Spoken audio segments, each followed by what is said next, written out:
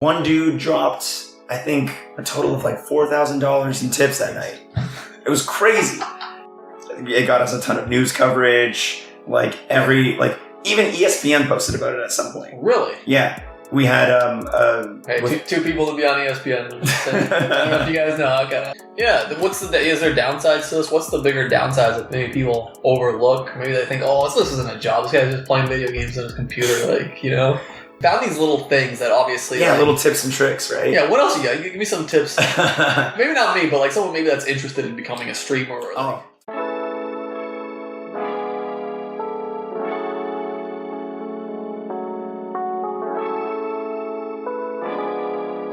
You're listening to Board with Nelly.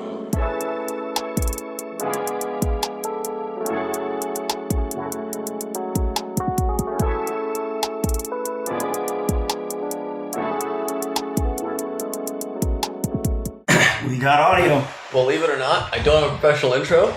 We just start talking. I do believe it. I do, actually. That's really insulting, all right? How dare you? First of all, we've got this great setup at your new pad. Yep. Introduce yourself to people that might not know you. That's impossible. But I'm Mickey, or Xwater on the internet. I play all sorts of stuff over on Twitch mostly, a little bit of YouTube, but mostly focused around gaming challenges, speedrunning a little bit, and weird, wacky stuff. I did Deal or No Deal in Animal Crossing. I've done 100% of Breath of the Wild without using a guide. It took 3 months. I beat Super Mario Sunshine without taking a single point of damage. That's really fucking hard. Why isn't this a video with 1 million views? It's in production right now because that's only step one. The goal is, have you seen they released, Nintendo put out the Mario All-Stars collection? No. So it's got Mario 64, Sunshine, and Galaxy. So that was me training. I'm trying to beat all of them in a row without a single point of damage. Yeah. I always get those random recommended videos of some dude beating a game I've never seen, and it's got 3 million views because he just did it in 12 minutes. Let's see if I can do this without ever pressing the Z button. There's a whole channel with this Fallout guy that does Fallout challenges where he's I can only use the Chinese pistol. And that guy's yeah. I feel like you just set these weird parameters for yourself because when you get to the point where you play games so much, you have to find ways to turn it into this weird, exciting thing. Right. So just getting on and playing it isn't enough. You got to do play it, but also in a weird, tricky way kind of thing. What did it start out as? Was it just putting on the stream? How did streaming start in the first place? Just fun games? Yeah, mostly just I started out in 2015. I was working at Jameson Vitamins as a programmer. Right. And wasn't liking it. Didn't like the 9-to-5 life, didn't like working for someone kind of thing. So while I was there, I was just listening to podcasts. And one of them was this podcast of 4 dudes. They all worked in different aspects of the gaming industry. There's a journalist, a developer, and a couple of other guys, a quality tester, stuff like that. And I'm sitting there kind of enjoying the show. And the thought just hits me one day. I'm man, why don't I just try and get a job in gaming? Maybe I'd like that more. Right. Try to, and I've always been we went to high school together. We didn't hang out a ton, but I was always this weird, exuberant, loud, annoying dude. Weird. It's kind of insulting. It's just everyone's different. I think in high school you might have seemed a weird one, but in reality it's bro, you kind of figured it out. You're doing something you love. It's yeah, and I don't think being weird's a bad thing. It's just that's kind of my personality. I like being goofy. I like being, of course. And so that, in addition to being good at video games, paired really well for a streamer. And so I tried it out. I was I'm working full time. I'm making money. I'll buy a capture card. I'll buy a webcam. I'll buy a microphone. Tried it out. I played Splatoon on my first ever stream. What a great game. It actually is fun ass. I like it a lot. And it just felt natural. It just worked. And I liked it. And I was I'm going to give this a shot. And then 2 years later, I got partnered. 5 years later, here I am. I'm making way more money streaming than I did as a programmer. Right. And you're doing it on your own time. You're doing it on my own time, enjoying it way more. Right. My own boss. That's so awesome. Yeah.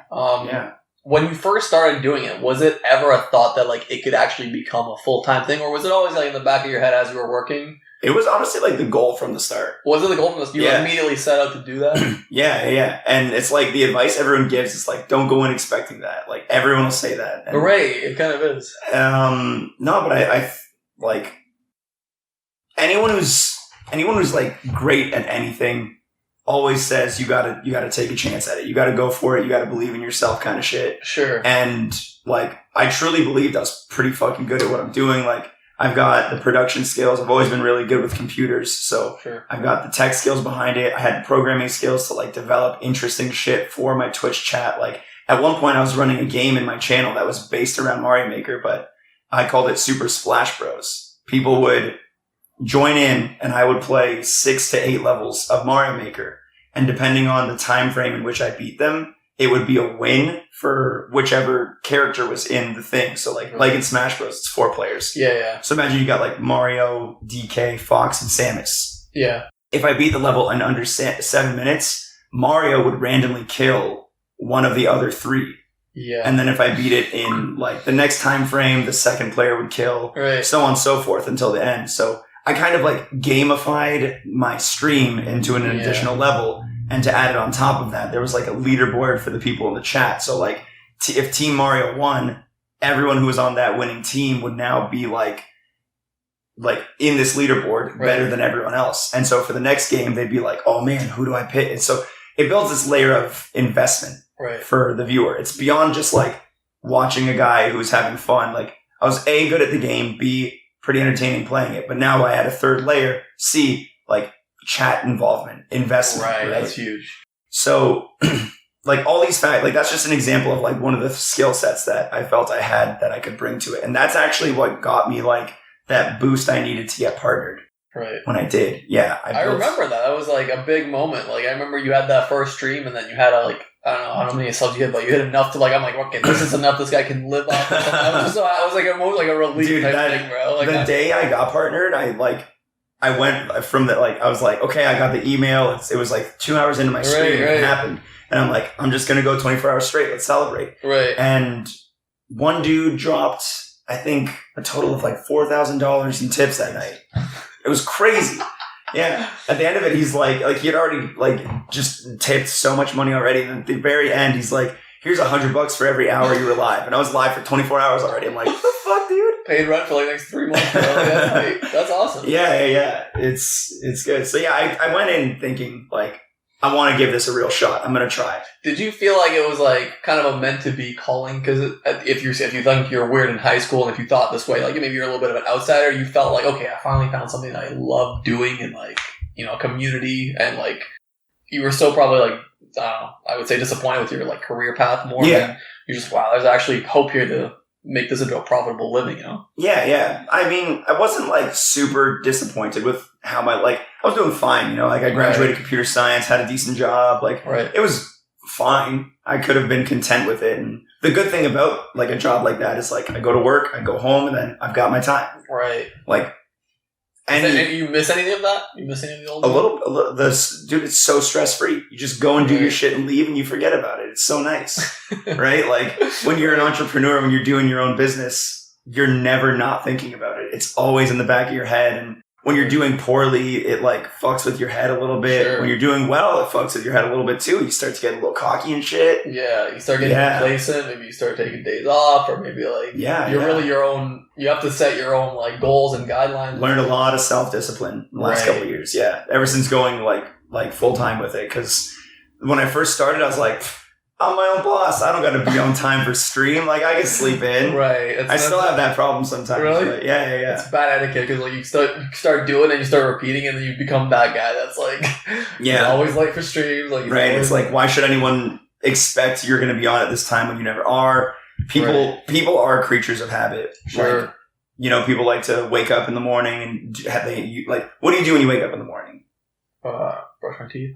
Right, you brush your teeth. It's part of your morning ritual, your morning habit, right? Like you wake up, have breakfast. A lot of people sit down, read for 10 minutes or do something or the other. Right. Like everybody's got these oh yeah, Tuesday nights every week is trivia night. We're gonna go to the bar and play Jeopardy or whatever. Sure. People like having those they know what they're doing. Right. Like having a schedule. So with your stream, if you don't have a schedule, the only thing you can depend on is someone's being like lands on their computer and goes, huh, click, click, click. Oh, cool. He's playing. Like, that's it. Yeah, it's not good enough to run a business off of.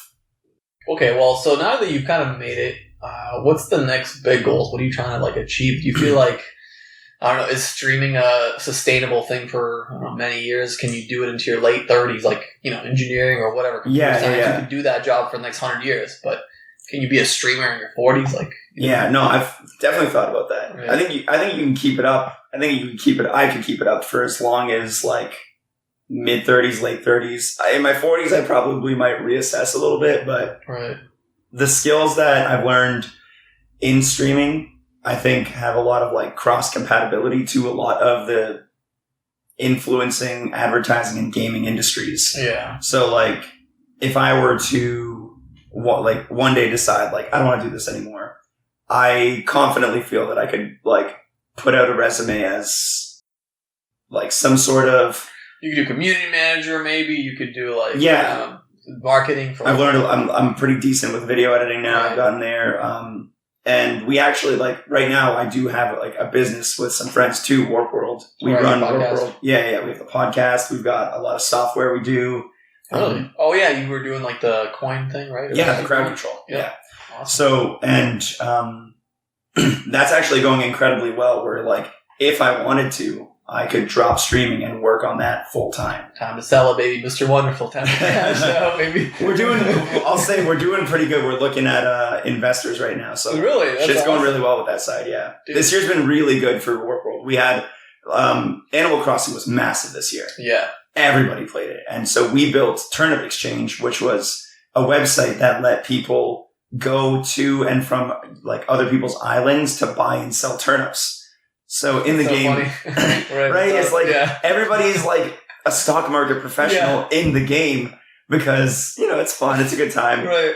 And basically our site facilitated all of that for like millions. The site, that's crazy. Even right now, it's been 6 months since it came out. The site still gets about 1 million unique visitors a month. So you run ads on that? What's the? Yeah, it runs ads. Dude. It runs ads and there's like exclusive features for our Patreon. I'll just mute that, sorry. No worries. It's got like exclusive features for our Patreon and stuff. So that site like really shot us forward this year. It got us a ton of news coverage. Like even ESPN posted about it at some point. Really? Yeah. We had two people to be on ESPN. I don't know if you guys know. I got a thing on ESPN. Whatever, it's fine. Did you? Yeah. What was your thing on ESPN? It was a video. I did the drone video. Oh yeah. Some ESPN Brazil, like on their website, something I wrote a huge article about. That's fucking awesome. I couldn't understand a word of it, but I'm like, whatever. We made it. Take the dub. I'm on ESPN. Take the W. Anyways, sorry. No, we just did a thing like that site, like Ally Bank partnered with us to do an event. That's sick. I think Cartoon Network used our site to do an event. Did they really? Yeah. Dude. So all these companies like are using our site, and then once they do, our kind of like community marketer reaches out and is like setting up these like little partnerships and and on top of that, there's like 1.5 million things going on in the back end with that company. And I'm a part of it, not to like the most massive extent right now because I focus very hard on like my own content and streaming. Sure. But that would be like something I could shift my focus to if I were looking to do it. Yeah. I mean, that's also another thing you put on your resume. Like you've been working with a lot of these companies, so it's like... Absolutely. But that's the thing. People have a very short-sighted view of these things where like when you maybe first started out, it was probably really hard to convince people that this is a tangible, real thing that can actually be, a profitable venture for you, not just money-wise, but also experience-wise. You mean the streaming? Streaming, from a marketing perspective. Yeah, absolutely. My parents were like, dude, you're making a fucking mistake. That's what I was gonna, okay, that's a big thing. How did that, I want to know more about that. How did you break the news to them, or how did you tell them? It wasn't too rough. Honestly, it was like, my mom was like stressed about it. And she was like, oh man, I don't like, she's trying to talk me out of it. Yeah. You know how moms are. They're always like, of course, always circling around it, but never saying it directly. Like she'd be like, oh, that job at Jameson is really good. You got a really good job over there. You should really keep that as long as you can. And I'm like, about that, yeah. But my dad, he was like, I think what you're doing is stupid, but you got big balls. Right. Go for it if you think it's right. And I was like, that's cool. That's so nice. That's really like That's like it's huge for a kid to have like yeah, parents that are fully for supportive. sure. And like when I did switch to full-time streaming, like I was in a good position in life. Like I've got no debt. I have a home that I live in. Like my brother and I was telling you previously, we already have real estate at that point. All right. So we already have rental income. If I just didn't work and lived extremely modestly, like I would be fine. I'd be comfortable. Right. So money's not really a motivation big time, is it for you? Or I mean, it's a motivation for everybody, I think, but is it? It's not like the most important. Like I'm trying Once to save you're up set, to, right? Like does the motivation go away with money? Like how does that work for you? Do you feel like you're trying to stack enough to like, be well off and no matter what happens, or like the point I've gotten to now, I'm actually super content with. Right. I love the point I'm at. I make a good amount of money every month. I'm really happy. I started taking more time off every week. Right. I've got good viewership. I've got a good audience. You got fit. You got healthy. Yeah. That's huge. Yeah. I've got a lot of like everything's kind of going well on that front. But when I first jumped over, I was Twitch was a really different place. Right. And like now you have like all these different ways that Twitch has set it up so that people can make money on the platform, obviously, because they want to make money, they take a cut. Sure. So at the time, really, if you weren't partnered, the only way you could make any money was through tips or donations, people usually call them. Did bits even come? Bits weren't out yet. Oh, bits weren't out. So people would literally just have to click on your PayPal thing and throw you some money. And that's it. But I did, when I started, I did this concept. Every month I would do a mega stream. And it was like a 24 to a 32, one time 48-hour event. Crazy. Nonstop, where I would play through the entire series of, like the entire game series of whatever game. Like I did every Donkey Kong game in a row, every Mario game in a row, I did 3 Zelda games, which was like a fucking disaster. Those are like what, 60 hours each? Right, they're like so fucking long. It was rough. That one was like 36 hours by the end of it. Damn. Yeah. But those streams, I always included like these little hooks that was like, if $100 gets donated during this stream, this happens. If 200 gets donated, we add an extra game. 300, this. So using this like mega stream, like kind of strategy that I was going with at the time, I was able to get to the point where like stream was generating about half what my salary at my job was. Wow, right. And that's good enough for me. I was like, yeah. That's pretty good for a software engineer or whatever. Yeah. And I'm like, this is enough for me to like give it a shot. So quit the job because I honestly just didn't like it very much anyway. Sure. And I was like, I tried it out, went full time, and I didn't really have a great plan at the start of going full time, but over the course of that next year, I kind of like found my footing and it worked out. What is there anything you would have done differently if you could go back? I would have definitely played Mario Maker a lot more. Really? Why? What's the big appeal? Everyone who played Mario Maker in 2015 nonstop from the start, right now, 1,000 viewers plus, most of them. Holy shit! Because you build up that strong audience from that. Like that game boomed, right? And if you boom with a game, it's like one of the strongest ways to come up. So on many Twitch. people in Fortnite. I mean, when that came around, Ninja boomed with Fortnite. Before Fortnite, he wasn't a nobody, but he wasn't Ninja. Yeah, he had like 1,000 people on Halo, and then maybe a couple thousand. Then he went to like 100,000 to playing with Drake. And like, it's kind of crazy. Same with any of these big games, like Animal Crossing made people's careers. Like all these different titles when they come out, and you never know which one's going to be the one. So if I could go back, like I played Mario Maker when it came out, I did fine with it, but I didn't like try to become the best at it. And when I look back at the people who did really well in Mario Maker, like Grand Pooh Bear got big off it, Panga got big off it. I only know these names because I follow you. It's like, it's such an obscure, like, you need to be in the community. And I'm like, it's just like if you imagine Ninja before Fortnite. Only Halo people would know who he is. So only Mario people really know who these guys are. But within our own little sub community, they're like the pinnacles of that side. Right. And a lot of people built a really big audience off that game. So, there's a lot of lessons I'd throw to myself if I could. One of them is like, pick a game and stick to it. I didn't just do that. Play that and grind that to That's how I eventually did get partnered, because in 2016, I was like, these Mario guys are all doing super fucking well. I'm just going to put my head down and play this game. And that's when it started to feel a little more like a job a little bit. Like, until then, I was playing what I wanted, having and obviously I'm still having fun, but like, Yeah, is there downsides to this? What's the bigger downsides that maybe people overlook? Maybe they think, oh, this isn't a job. This guy's just playing video games on his computer, like, you know? It's hard to be a friendly dude for 8 hours a day. Right. Right? Like, that's true. Have you ever worked customer service or retail or anything? I hate people way too much. I can't do it, dude. Yeah, like it's like some days you just wake up and you're like not in a super sick mood. Right. And like forcing yourself to put on a smile. And then someone comes into your chat and says some shit like, yo, you're playing like shit today, you fucking loser. And I'm like, that's cool. Like, or someone comes in even like, have a great day. Right? They even just like try to throw a joke to you that you just don't find funny. Yeah. And you're not sitting there trying to clown somebody who's literally just being friendly to you. But like, what do you fucking do? You're just sitting there like, your joke didn't make me laugh, you fucking loser. Like, what do you say? There's no good response. Like, he's trying to catch you slipping. It's almost... It's 2020, baby. Cancel culture. You gotta be careful with what you say nowadays, right? You gotta watch it. You gotta watch the mouth.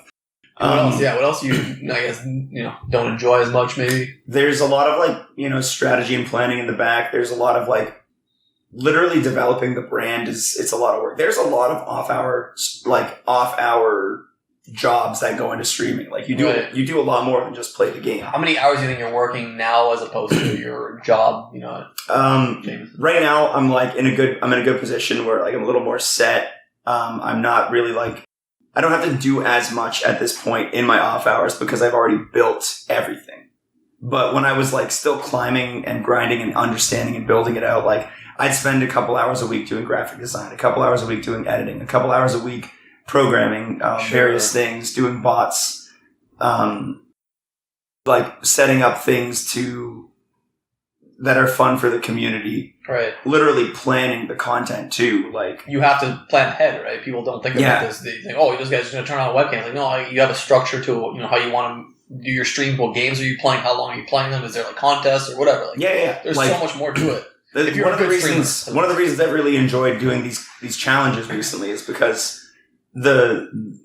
you kind of do them on stream, you train for them on stream, you play it on stream. So it takes a lot of that off stream work out of it where something one of my friends said to me a long time ago, Graham Pooper, I just mentioned him, is people love a journey. People love watching a journey. I was just going to say, that sounds like a journey. I would be interested in seeing how this is going from you watch someone start from, imagine all those fitness channels where you watch big fat guy go into ripped shredded guy. Yeah. That's awesome to see someone work hard and to see those steps. Sure, they don't want to watch every second of it, but if you divide it up into little chunks, and then the people who do want to see every step, they're there. Right. I was going to say the rock climbing guy. I don't know if Free Solo or whatever. Who? I forgot. There was a big documentary with this guy climbing this mountain somewhere in Yukon or something. And basically, it was a 2-hour documentary. I forgot what it was called. Free Solo something. I can't remember. I haven't heard of it. But he goes through the journey. It shows you every single day. He wants to do it without any equipment, safety equipment. Nothing, right? Right. So was he already a climber? Or? Yeah, he was a legitimate Gotcha. But it's still dangerous. Yeah, of course. Right. And so he's mapping out this path that he has to take. Every single a rock and pebble is accounted for. Yeah. And then you watch him every single day wake up and 5-6 hours a day climbing. Literally training his hands to Yeah. And then the last day he kind of does it. It's holy. I was so invested. I'm I didn't see what happened. So yeah, it's true for any TV, any entertainment. People love seeing a journey. So the journey recently of me going from. Sorry. Just gotta restart because that's literally it. Go ahead. Sorry. Cool. Yeah. So the journey of me going from playing this game, I'm fine at it. I'm not great at it. Whatever. Right. To I get halfway through the game. I'm 2 hours deep. And then one fun example was there's 6 or 7 levels that are really fucking hard. And they were the levels that's when we get to them, people are on the edge of their seat, don't die, don't die. Right, don't die. right. And even it's not even dying. It's literally bumping into something can hurt you. Falling a little too high off a ledge can hurt you. So all these things. Exactly. Right. One piece of bullshit in the game that I didn't know about ahead of time was in Mario Sunshine, if you jump on an enemy, he jumps on one, you jump on a second one in a row, he does, he styles on him a little bit. He'll do a little flip. You jump on the third one, he styles on him again. He does a sick triple flip.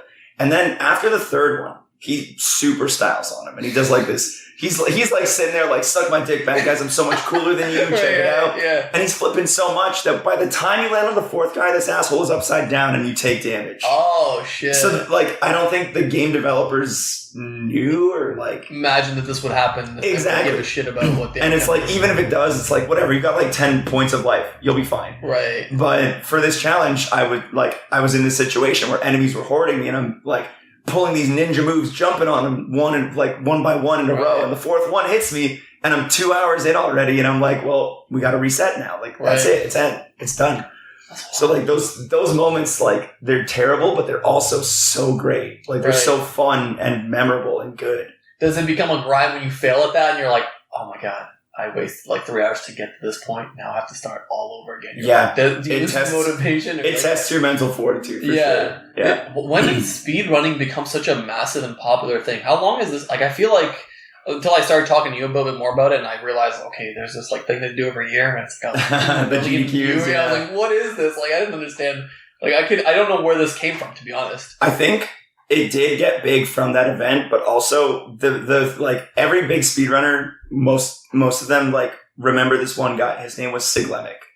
And back in like, I think 2010, maybe somewhere between 2007 and 2012, there was a summer where this guy set a challenge for himself every single day for 12 hours a day, nonstop, no days off. He would play Mario 64 speedruns. Whoa. Like, over and over and over and over again for a whole summer.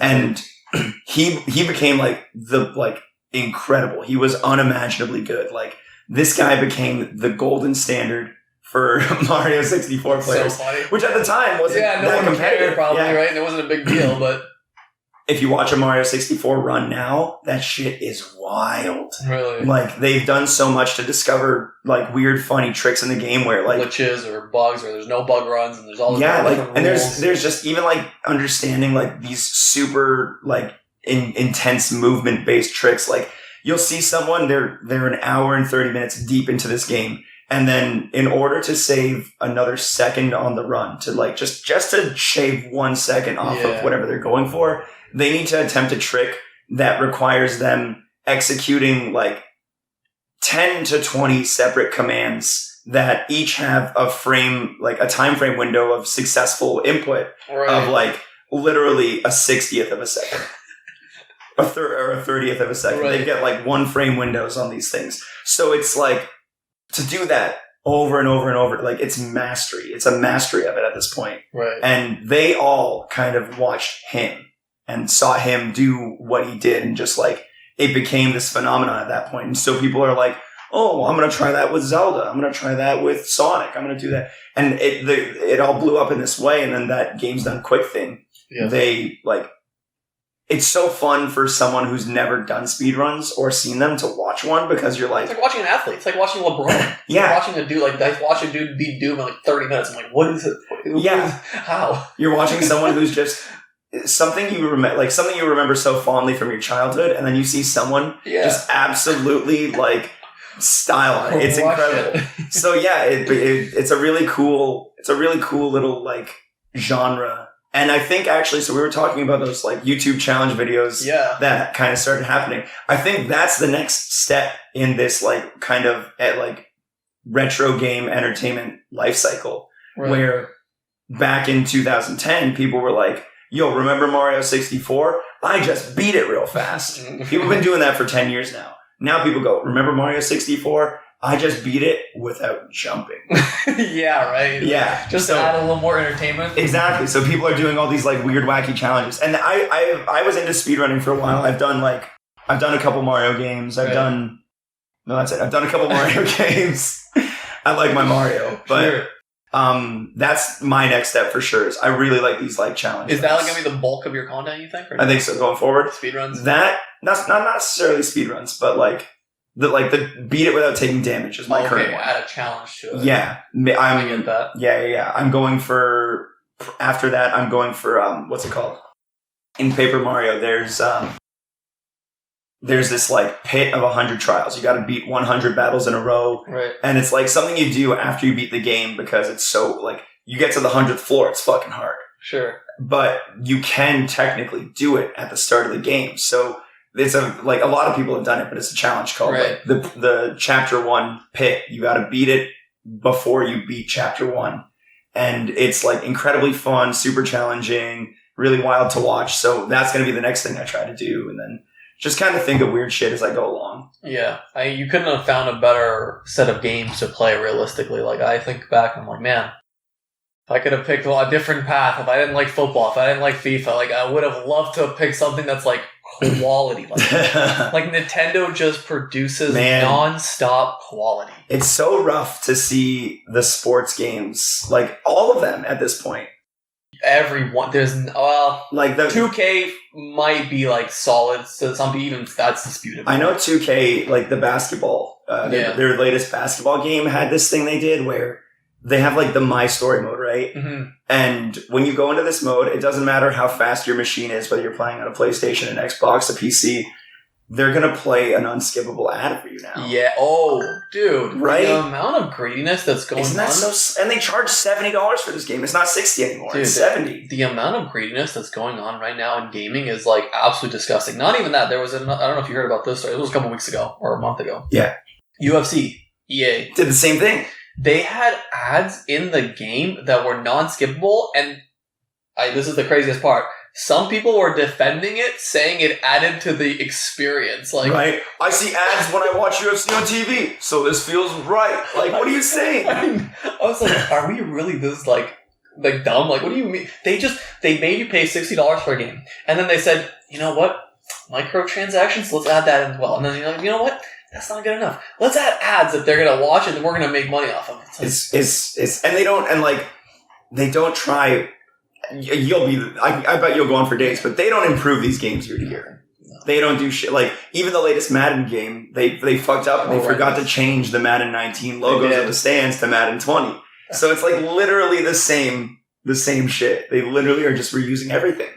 Dude, it's really unfortunate. Like I said, this is the really sad part. I've reached a point where I've actually developed a decent audience around the content that I set out to make. But the game has become like 1/10 of what it used to be when I first started playing. I started playing FIFA in like 13. Mm-hmm. And now the game is like unrecognizable, like not enjoyable in the slightest. Yeah. So like to me, it's unfortunate because like I've turned on FIFA streams and I've had like between 100 and 200 people like last month. And this is me not making FIFA content. This is like, I just make like news videos of FIFA, which is like super easy and fun for me. But point being, I've reached a point that I've kind of like dreamed about when I started out. You know, like when I first started out, when I had like 10 people in the stream, I was like, this is awesome. Yeah. Like 10 people, like 4 of them are talking. I'm like, I can live off this. Like, there's some entertainment here for me to like work with. Yeah. Now I can have 200, and it's just like, it's become something that I don't enjoy. So it's kind of become like the job that you're talking about. Exactly. I've seen it come full circle, right? Like, so I don't know. It's really unfortunate. It's kind of given me a big like perspective shift in another way. So like I want to have a bunch of options. That's why I'll get a master's degree and like I'll always have a job in engineering if I need to.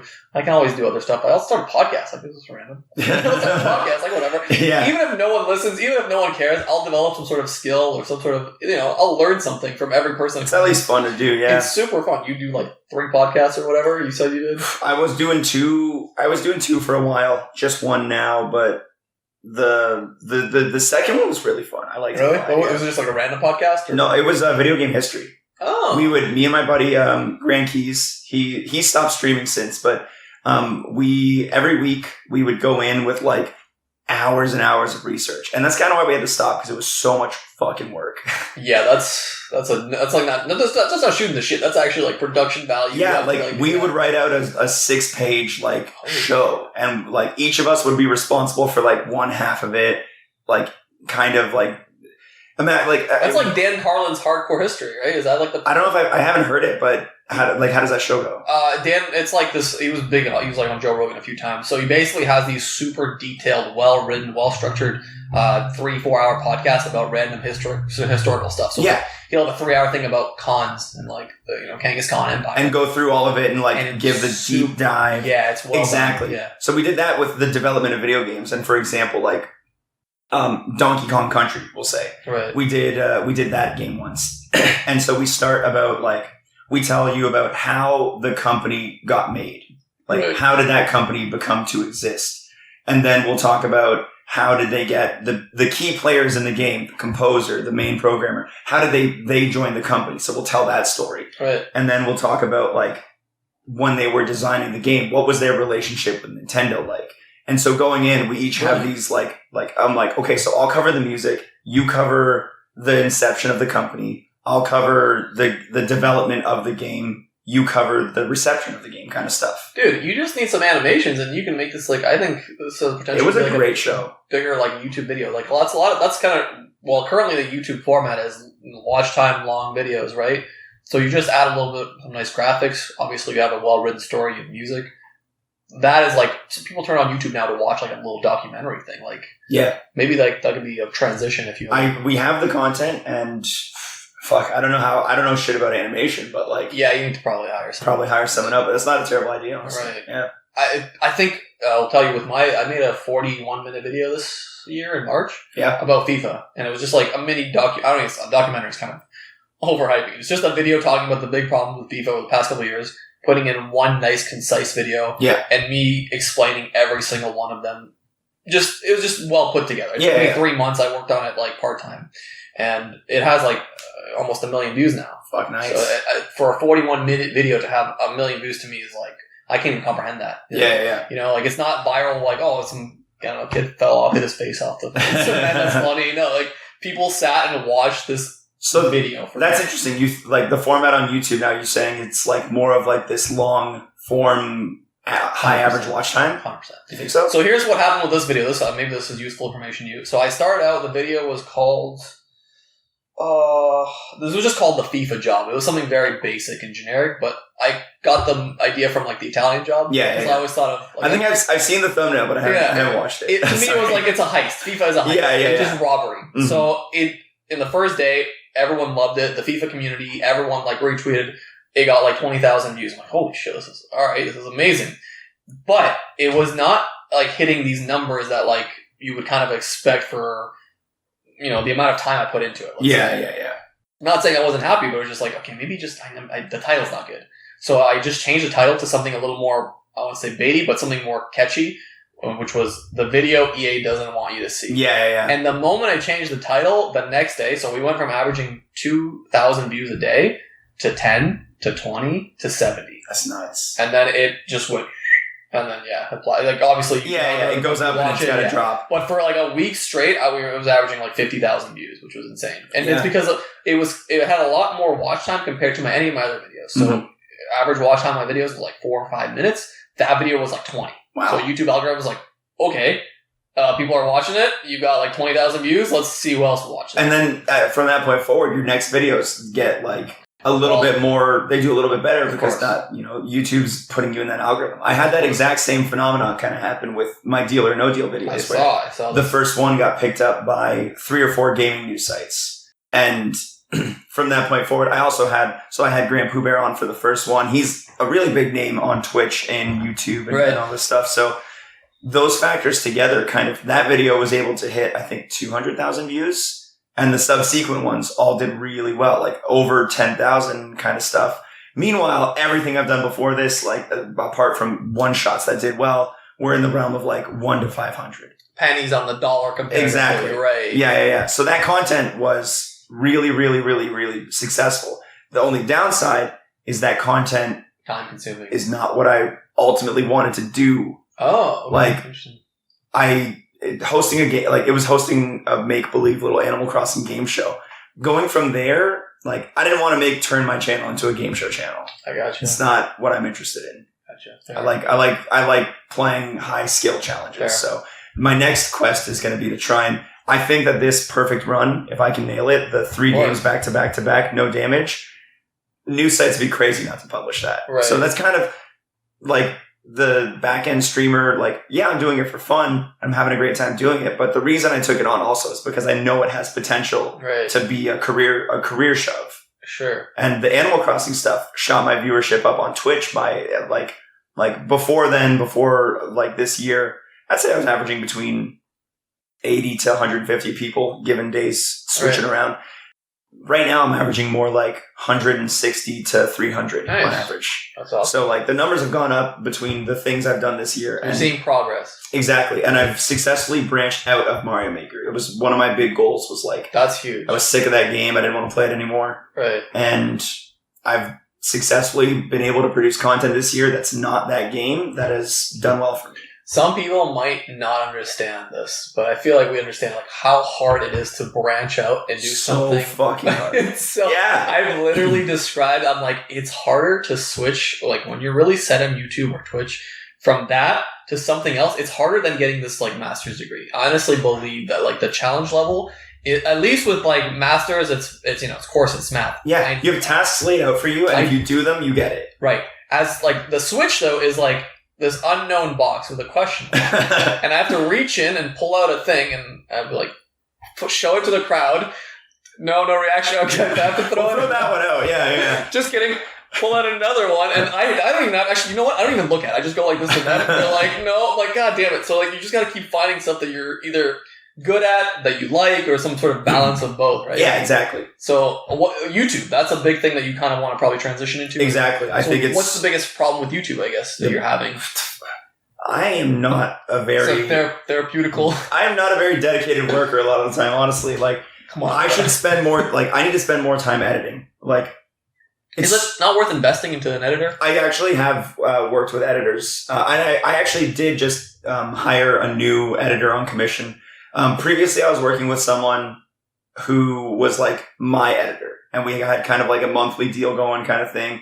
But I didn't like, there were things about their content that the way they edited it where I would watch it and I wasn't 100% happy with it.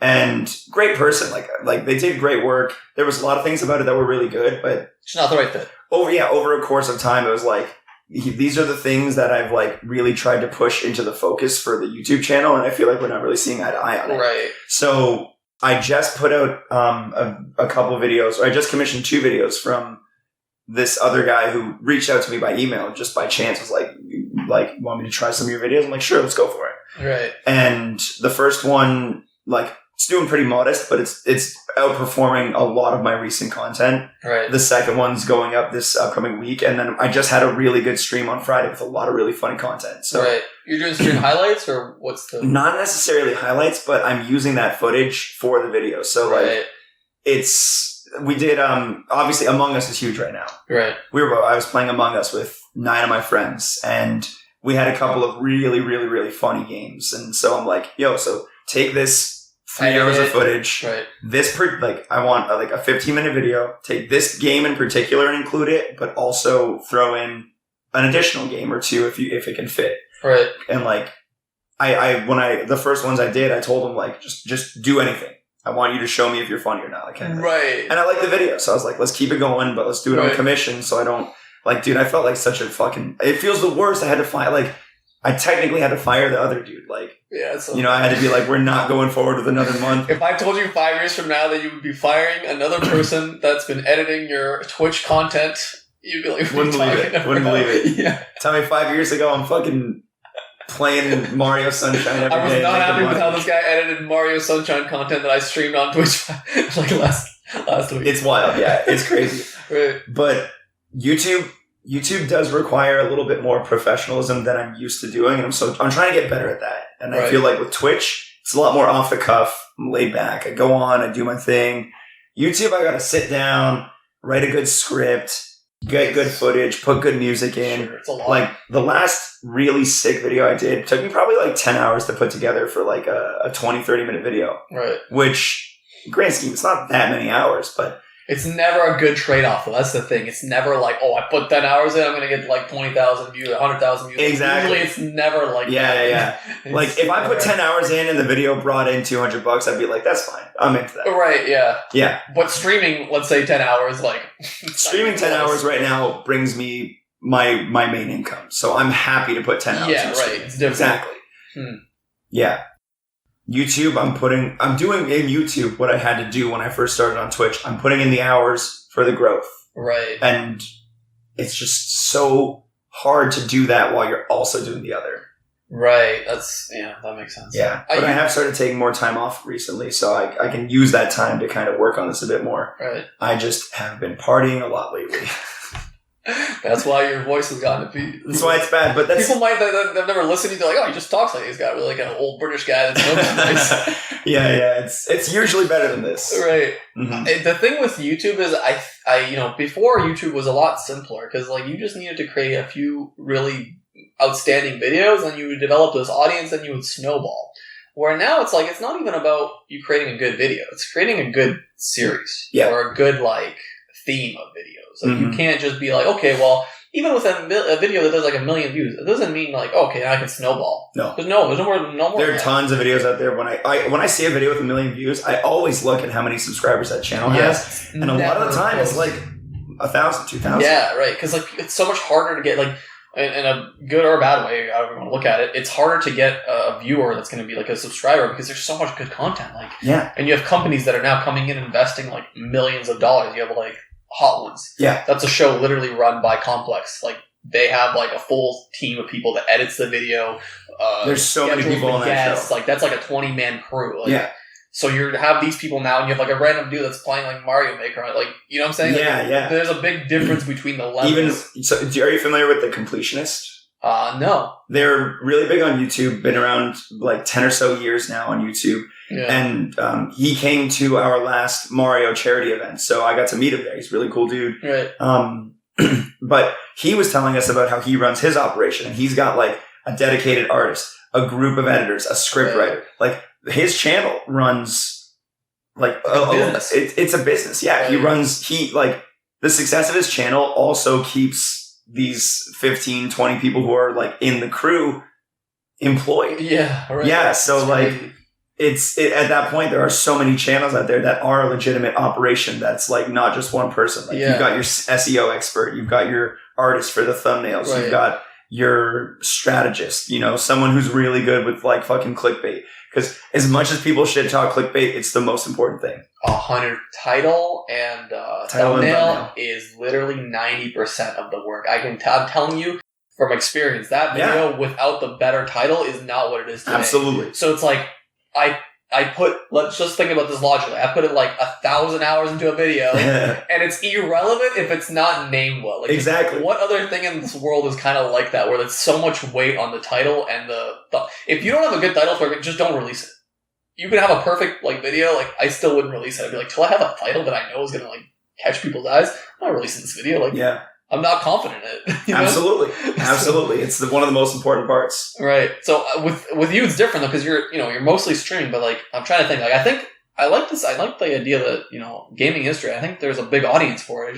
There are actually like a lot of YouTube channels that are on that too. Right. Like Game Theory probably is like Game Theory does some stuff. There's literally like a guy called The Gaming Historian, and he dropped a video about Mike Tyson's Punch-Out, like on the NES. Right. He dropped a video about that series of games after we had done an episode on it. Really? So I watched the video and I'm going through it and I'm like, man, we covered every one of these points. Right. Same, like he had a couple of things that we didn't. We had a couple of things he didn't, obviously. Sure. Like there was some parts we thought were more important to include and some parts he thought was more important to include. What was the big difference? Ours was a podcast. His was a YouTube video. Like it had gorgeous cinematography. Yes. It had great narration. It was ours was a conversation. His was a production. And podcasts are way harder to get people's attention and keep their attention because a video is much easier with. I mean, you don't necessarily need crazy animations. You could even replace, instead of animations, have like well placed videos of. You don't necessarily getting that. Yeah, it's super possible. Getting that for 45 to an hour and a half of content is tough. Yeah. Especially because since it was a podcast, it wasn't strictly like game history. Like we threw our personalities into it too. Of course. And like the first 10, 15 minutes of each episode was us just shooting the shit. Okay. Yeah, I mean that's not bad either necessarily. Yeah. So smooth transition into you're now doing full-time streaming. What are the other? I think I wanted to ask you was like, do you ever get like lonely and like this is a very different career path because you're not socializing with many people. You're in an office. Like, is that a thing that actually like? Absolutely. Really? Nail on the head. Absolutely. Yeah. That's interesting. Because some of my closest friends are people like my streamer friends, right? Like I'll talk to them all the time. We'll keep like in touch. Right. Like, you're like when you have coworkers, they become your friends. Sure. Almost always. Always, yeah. And I get to see that, like, now that COVID's happening, I don't get to see them. Right. But, like, before, I would see them 2-3 times a year, which kind of sucks. Like, it's not a lot. It's not enough time with, like, the people that you... And, like, I do still have a tight, strong group of friends here. Right. And great people. Like, I'm very close to my brother and, like, my family and all that stuff. First of all, I feel like I have to say this for people that don't know. Mickey's brother is just, like, a freak of nature. And... Mickey has done so well considering that he was not gifted these biological gifts. You know what I'm saying? Like, Steve was literally, like, engineered in a lab. Yeah, it felt unfair for a while. Yeah. Dude, you should have seen, we were working out the other day, and I got a new bench press personal record. I got 255 up, felt fucking amazing. Right. And I'm working out with Steve, and he's like, dude, that was fucking sick. All right, my turn. He loads up to like fucking 365 or some shit. He beats me by 100 pounds. He's like, all right, I'm going to rep this up for like 3 or 4. I'm like, fuck you. Just fuck you. I'm upset too, because he used to come to ball, and he would literally like come hung over to basketball. And he'd still be dunking. Be dunking and dropping like triple doubles. I'm like, what is happening here, man? Like, how is this man so gifted genetically? Like, he could have been playing with LeBron, I feel like, if he wanted to really focus on one thing. But even he's fucking figured out his own thing, so... Yeah. He's retired at the age of 31, so... What is he doing? Is he actually, like... He streams a little bit, he programs a little bit. League of Legends still? Dota. Dota? Okay, Dota. So, honestly, he really just does whatever he feels like doing. Like, he doesn't have a good dedicated role model, job. I mean, if there was ever one... He lives his life exactly how he wants to. He's got to figure it out. He's doing well. He's awesome, man. But, no, back to what you were talking about, like...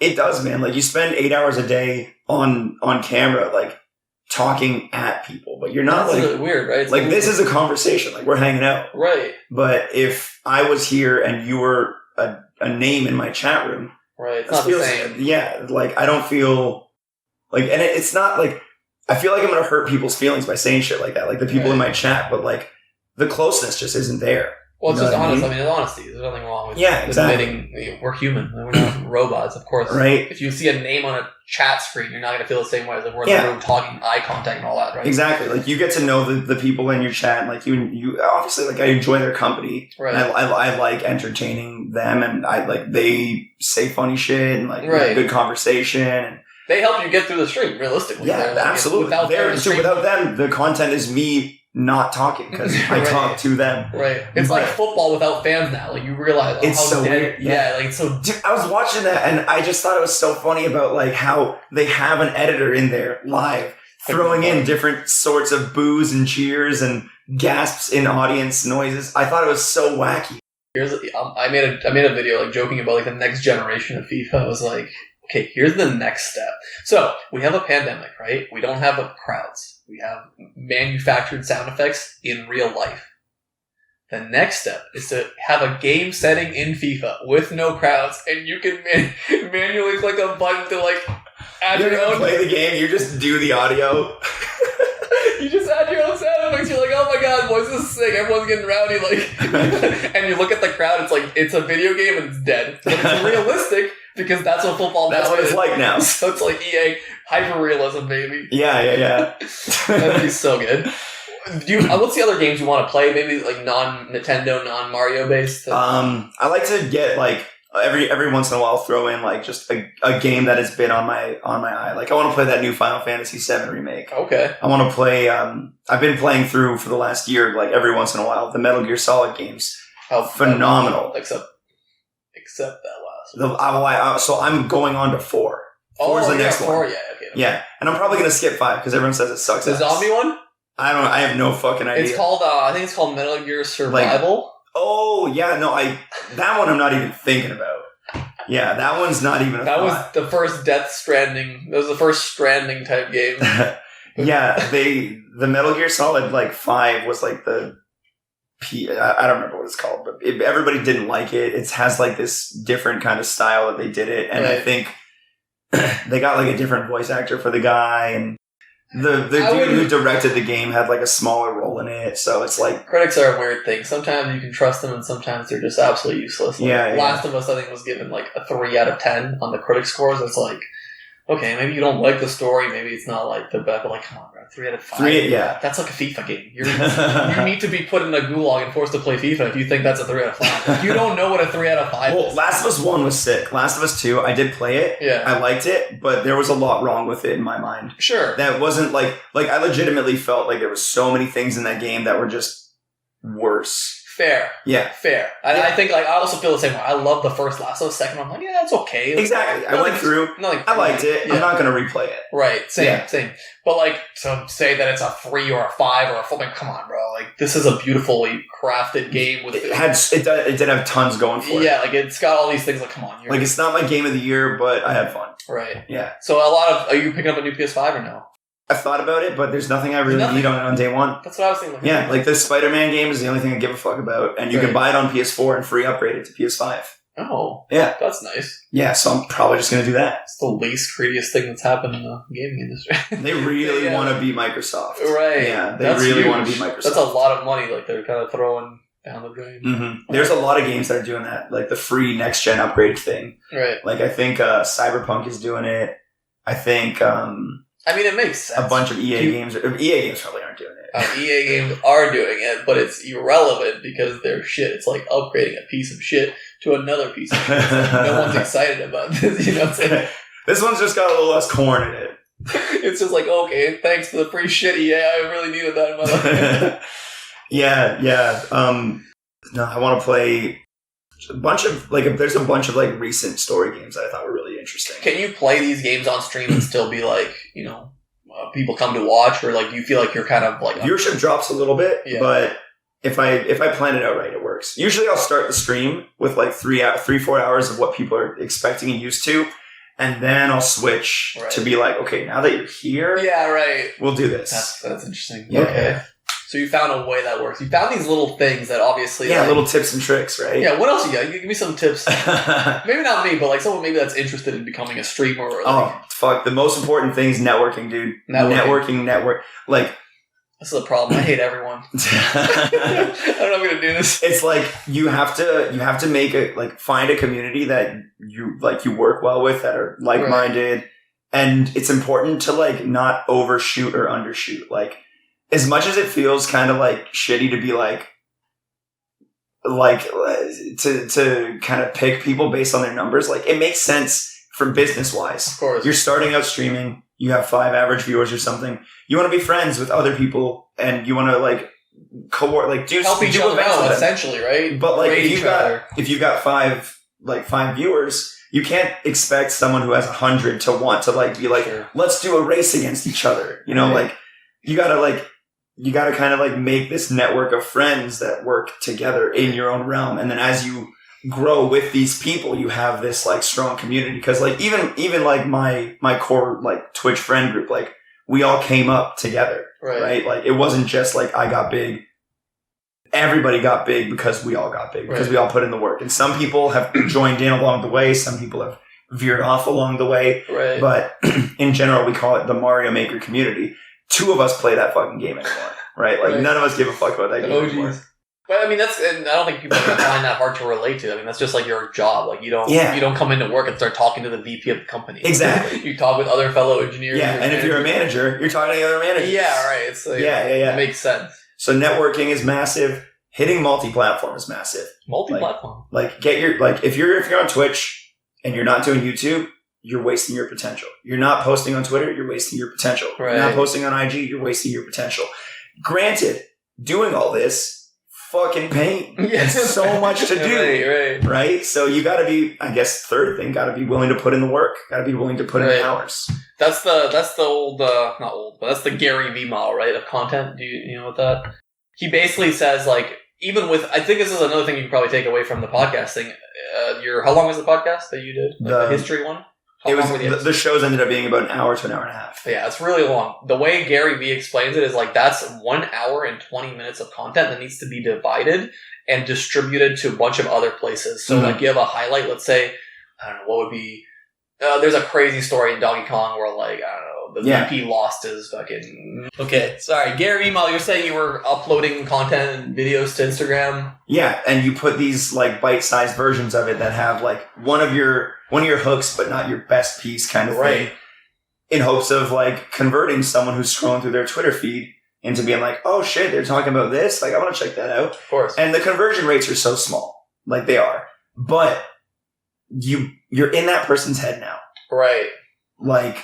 This is not even the head thing, but it's like getting a listener and getting a viewer are two completely different worlds. You getting I would have probably equated to like getting followers on Twitter and getting like subscribers. Like, it's so much easier to do one than the other. Yeah. When you get a listener, like an actual listener that's going to come back and listen for every single episode you release, that's enormous. That's like tenfold worth what a subscriber is. Yeah. And I don't mean that I'm just saying that's common. Like, that makes sense. Listening is a much harder skill set too.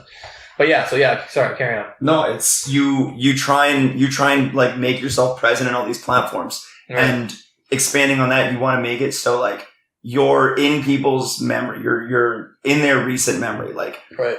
It doesn't even have to be related to your shit. Like, if I'm posting regularly on Instagram, those people, when they're on Twitch, like, I'm just in their head. So maybe they're like, oh, is Xwater on? I'm in their head. Yeah. Right? Like, yeah, sure. But it makes sense, of course. Exactly. And you have to try and like keep all that going. So I've gotten more like, I've tried to schedule more like clips for Twitter, clips for YouTube. Yeah. Clips for Twitter and Instagram. Lately I have like one of those aggregate sites. It's called Hootsuite. I use that to schedule posts to the two of them, and it's like that's a big thing apparently. By the way, in like social media jobs, because I've been looking for like some part-time work on school, some side money. That's a big they ask for that. So back to the having actual skill sets. That's, believe it or not, a highly in demand skill. Like, that no one probably thought of like 10 years ago. Like, Yeah. Having like, there's a lot of companies out there who just pay someone to run their little online growth, whatever. Yeah. Like, sort of the tedious work a little bit. It's like the more tedious stuff, but it's not. But if you're good at it, you can get it done in 2 hours, get paid for 8. Yes. Yeah. Here's the one big thing that I don't like about engineering per se is that like you really need to work full time. Yep. And like full time is not 40 hours a week. That's a dirty, dirty lie that they should never tell anyone. Like anyone that says engineering, it's like bullshit. How much time is full time? Full time is like 50 hours probably if you actually want to have like a good relationship with your manager and your fellow employees who are also going to be working those hours, because that's like the work culture, at least here. Yeah. At least maybe somewhere it's different. You're going to have very low vacation times. You're going to make a lot of money, When do you spend it though? Well, once again, the trade-offs, they're huge, right? I don't know. Like, that's why I'm kind of looking for a change of scenery. But Yeah. See, that's a big thing that like I really didn't. You work 40 hours a week. When you're working a full-time job, like you've done it, right? Yes, like, for 4 years. It feels like your weekdays have almost no meaning. They're a wash. You finish you wake up, you go to work, you come home, and between 100%. That, you got to do your chores. Like you got to do like your errands, take care of life. 100%. Cook food, eat food. It's 8 p.m. by the time you have any free time, but you got to be up at 6 to get to your job. But here's the upside that has just been recently kind of but become mainstream: working from home.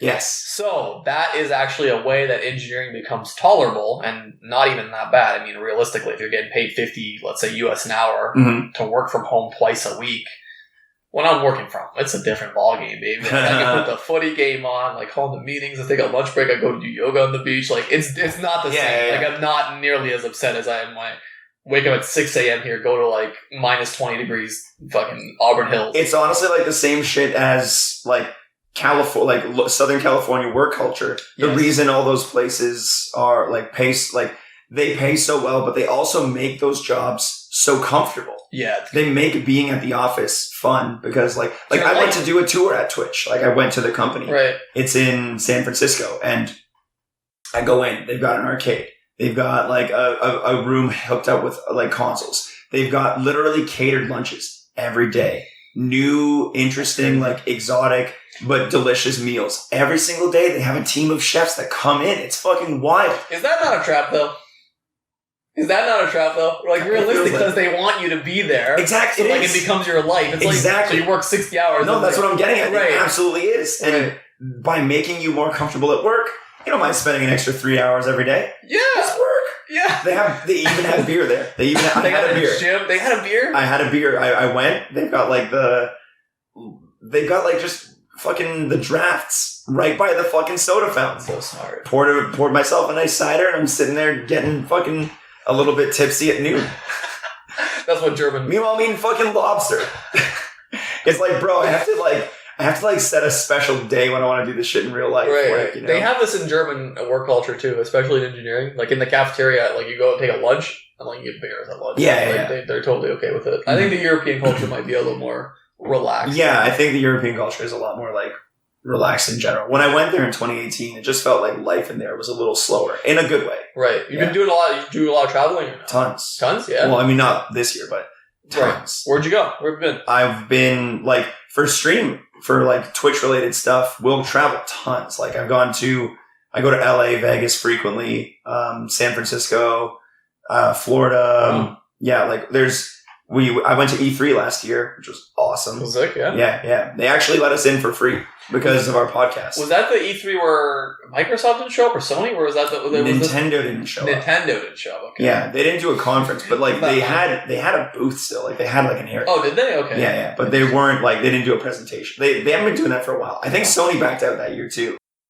But like they were still there, just not in the announcements. It's kind of irrelevant, to be honest. Like, you can literally just release a video now on YouTube. Exactly. And that's what they do. Like, right. So, like, Nintendo's been doing it for a few years, and Sony's like, that works. We're gonna do it too. Why would we waste money setting up a press conference, hiring people, setting up a stage? Like, yeah. Release a trailer for the Microsoft still loves doing it big.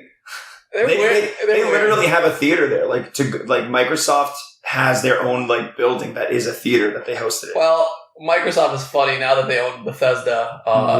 Big.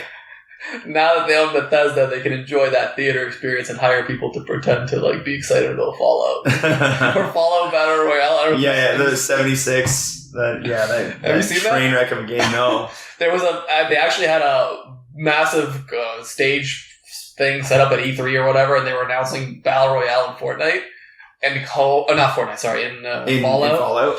And clearly a paid audience. These people are losing their minds, like laughing.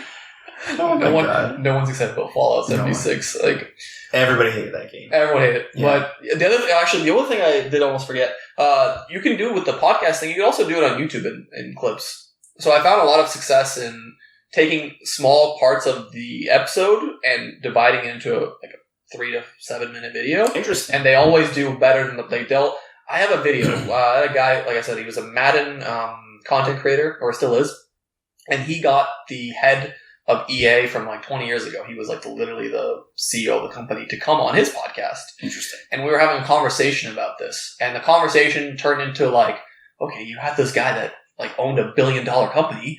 What did he think? Like, what did he say about EA? What did he think Curly think about EA? Like, that's a massive story, right? Yeah. And all I did was like, what does the founder of EA think of EA today?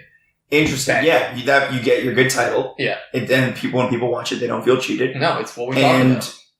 It's impossible to get someone on YouTube to watch through an entire podcast unless you're not fucking Joe Rogan. Yeah, it's brutal. Right. So point being, that video by itself has 5,000 views. The podcast, the hour-long podcast, is like 600 in total. Yeah. So like, even the 5,000, like you could potentially monetize that, maybe make like $10. Yeah, and like crazy, but like it's a start. It's a start. Is, yeah. But it's also like a good point where it adds to that whole like relevancy factor where now it's in people's head. Right. And now maybe they're like looking at podcasts. They're like, oh, I watched that clip on YouTube one time with that guy. And that was a good part of that podcast. Maybe like let's see what else they talked about. Exactly. Right? If you're interested in that topic and then there's more of that topic in the podcast, well, maybe you get a look. Yeah, I never thought about doing like snippets of the show. Yeah. I might steal that. So no, don't steal it. Take it. That's yours. But here's another thing that you would be interested in. Joe Rogan has a clip channel. You obviously know this. You've seen 1 billion Joe Rogan clips. Yeah. So that channel has 3 billion views. His actual channel has 2 billion views. Interesting. So the power of clips and good titles on YouTube is, plus and it's like any entertainment or content or like just stuff that people consume in 2020, like short attention span. That's what it is now. But the funny, crazy thing with Joe Rogan is like I've literally seen him post like 22-minute clips because his show is 3 hours. Yeah. It still technically is a clip, But for fuck's sakes, it's not really a clip. It's only 2 minutes. It's a big old, Right. yeah, it's a big old piece. Right. It's a big old piece for So, sure. Yeah, I don't know. I feel like I don't know how much time we got on. All right, we've been talking, believe it or not, for an hour and 10 minutes, and this feels like I don't know if you've ever seen those YouTube videos with the Writers Guild. They have these massive like hour-long videos, and it's the craziest cast of people at a table, a round table. Oh wait, I watched. Is it Hollywood Reporter? that does Hollywood it? Reporter. I watched one. It had like Borat or Sacha Baron Cohen and Jim Carrey and all these like mega comedy insane. stars. It's so interesting. It's so good. And it flew. Dude, by the time it was done, I was like, wait, that's already been an hour. Right. Yeah. There's one with like Quentin Tarantino with like like these stupid AAA like directors and all sitting at a table talking about random stuff. The only downside is like the host kind of sucks, but it doesn't matter when you have these massive people with these massive stories. Yeah, the host does like 1% of the show anyway. Yeah, just shut up and let them talk. Like let them be their own thing. Yeah. So I don't know. This was a good podcast. I learned a lot. I don't know if there's anything else you want to talk about. Tell people where they can follow you. Wrap it up. Just search Xwater on fucking Google. It'll link to all my shit. Beautiful. Yeah, you want to check out my history podcast? Go to Warp World Historians. You want to check out my regular podcast, Warp World Podcast. Beautiful. I'm gonna get in on that podcast and I'm gonna tell them how to really do it. We'll get you on sometime for sure. No, not as a guest. I just want to like actually like history podcasts. Let's get some animations and let's like make that $1 million idea. But yeah, beautiful. All right, thanks for coming. Cool. Thanks.